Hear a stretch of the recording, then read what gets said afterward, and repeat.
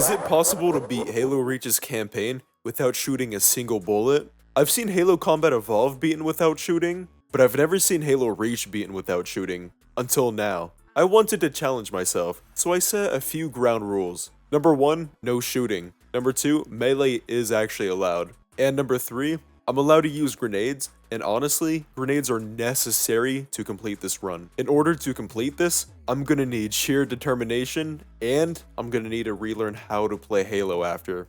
We begin on Noble Actual. For the most part, this level was pretty easy to complete and 100% possible. I was mostly just getting adjusted to only melee, but I had almost no troubles. Also, sorry for the low quality video. It'll improve in just a minute. I died once near this rock from an enemy grenade. The hardest enemy to deal with so far is the elites, as they take multiple hits to kill, and they can melee back, which makes it even harder. One last thing, near the end of Noble Actual, there's an elite with an energy sword that you have to kill. Then you can take his energy sword, but here's the thing, you can't use it.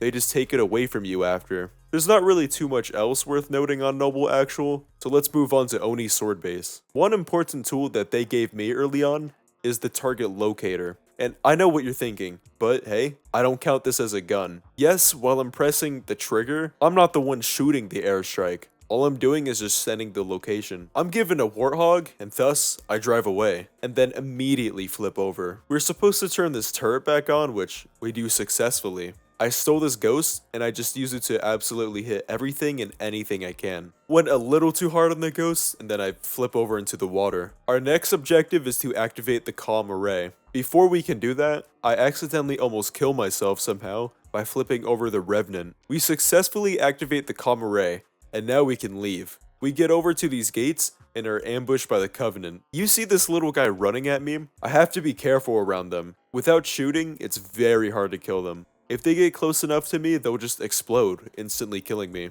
Oh yeah, and now there's 2 hunters I have to fight, without shooting. To be honest, it's not too difficult. I just let my AI buddy be the meat shield, and I just continuously melee the back of the hunter until it goes down. Now we arrive at the Office of Naval Intelligence. An important feature in this campaign is the ability to get your own squad. The rest of this section is pretty easy and straightforward though. I had no issues here. Except for this segment with the Covenant ship. What you're supposed to do normally is blow it up with an RPG, but I'm not supposed to do that in this challenge. I originally thought that maybe the other AI could blow it up, considering one of them even had an RPG, but he just kept missing. I realized what I had to do.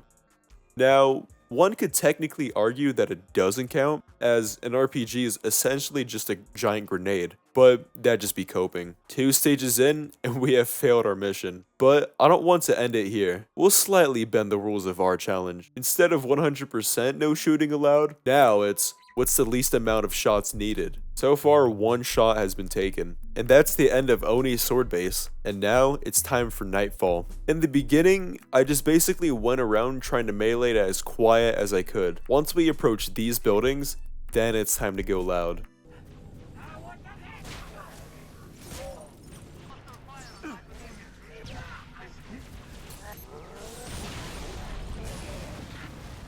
Here is where we get to our next roadblock. Let sleeping dogs lie. I tried to sneak past these 2 big things, but I got spotted every time. Yet again, I had to put the sniper to the test.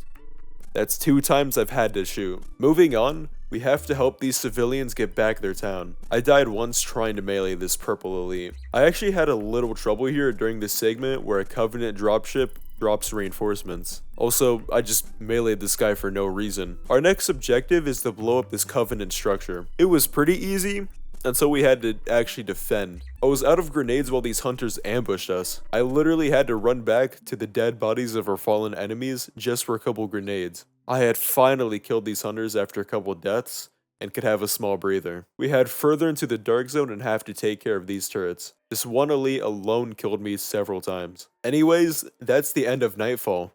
And now we move on to Tip of the Spear. Tempest Perimeter by far was the hardest section at this point in the playthrough. There wasn't a lot of cover, so it was very easy to get ambushed or outnumbered in firefights, not to mention these turrets.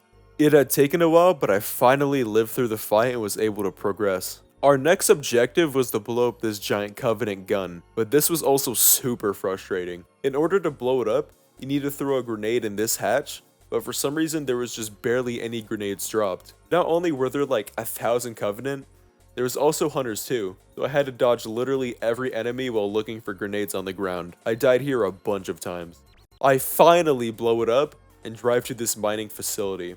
I hit the sick wheelie on the Warthog, and oh, we keep going deeper in the facility, and it was kind of difficult, but I pushed through anyway. We have yet another AAA gun to blow up. I'll just let the footage speak for itself.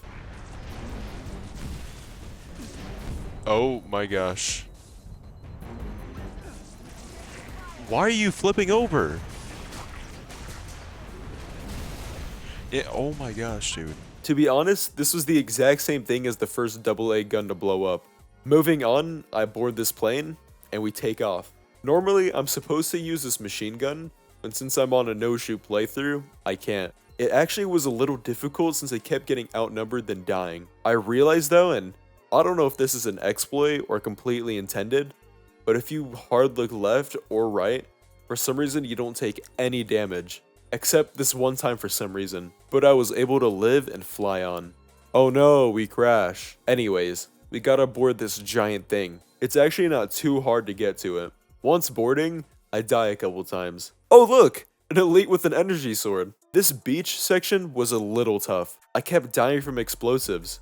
I made it past and went inside this building. I don't know why, but I jumped down here to blow up this wraith, and to be honest, I don't really think I actually needed to do this. Oh, another energy sword.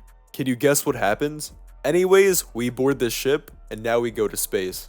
Now this entire space section is impossible without shooting. I tried to see if the other AI ships would blow up the Banshees, but they did a terrible job. It was up to me, I guess. That's 3 times I've needed to shoot.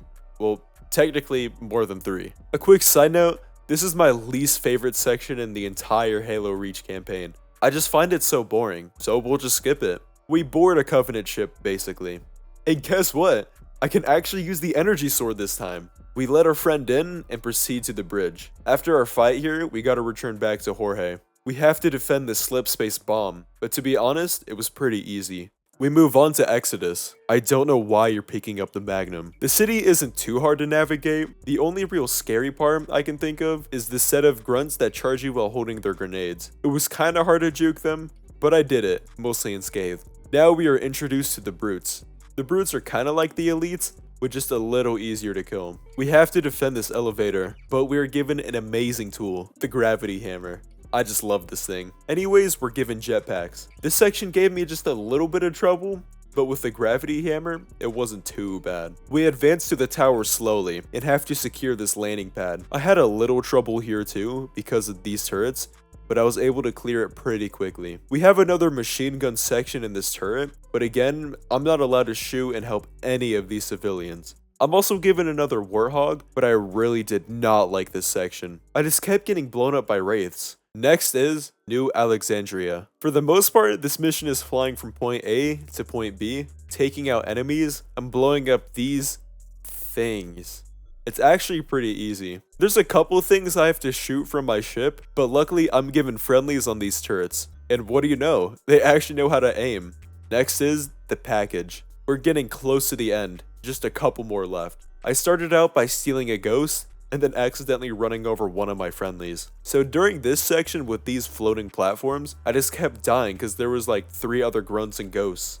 Yet again, I have to destroy more of these AA guns. The first one was easy enough, and so was the second one. Okay, this next section was very frustrating for me. So what I had to do was blow up all of these turrets and all the Covenant vehicles so this gate could open. I just could not do it though without shooting. I got so frustrated, I just decided to handle everything normally. And I still died a couple other times. I'm gonna say, I think hypothetically this section can be beaten without shooting.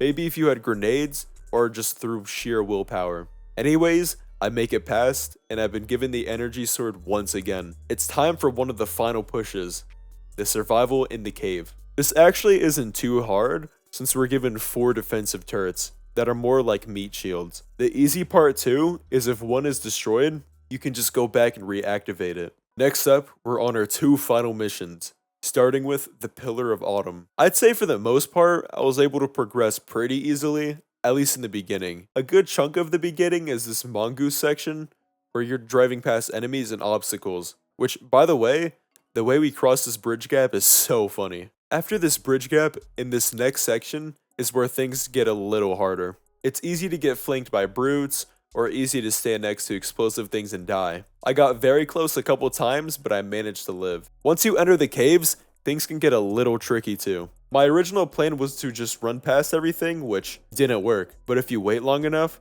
then the flying bugs go into reachable melee spots. The next area is pretty difficult too. There's not too much cover, and the best part is that elites are just sprinkled everywhere. I got past though and started making my way up. After dealing with a couple smaller groups of Covenant, you'll meet paths with 2 more hunters. As an experienced melee only player now, I had no trouble dealing with them. In this hangar section, I think this is a very weird spot. If you venture out, you'll get ambushed by this elite with an energy sword. So you have to wait for him to come to you. But sometimes he just targets you instead of anyone else near you. Next was just being careful about my positioning and timing. One of our final lines of defense. Now, it personally wasn't too interesting to play. Just I died a couple times, slowly progressed, blah blah blah. After that though, it's time to man this cannon thing. So this technically counts as shooting too, I think, but as far as I know, it's the only way to progress. And well, now it's time for the finale, the epilogue. All this time and energy just for the epic finale. And wait, what are you doing? Why are you shooting? Now it's time to answer the big question. Is it possible to beat Halo Reach without shooting? No, at least not in a vanilla playthrough. There's several points you are forced to shoot something in order to progress. Now, I personally don't know of any glitches, but it might just be possible in a glitched run, like a speedrun or something. Thank you everyone who watched, and I hope to see you guys soon again. Peace.